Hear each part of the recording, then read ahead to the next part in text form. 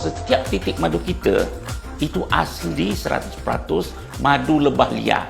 Saya Dr. Bazrul, saya dah berniaga ni lebih kurang 10 tahun. Madu kami madu lebah liar hutan betul, dan kami ambil sendiri di hutan.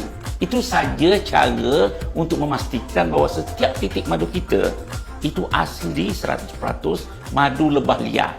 Kira-kira 10 tahun yang lalu, saya sendiri mengalami penyakit kencing manis dan beberapa penyakit lain. Jadi waktu itu saya ikut pemanjat ke hutan di Maran.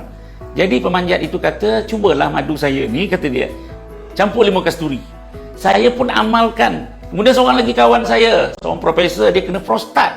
Tapi sampai masa temu janji, cek dengan doktor, doktor kata tak jadi operate, dah ada perkembangan.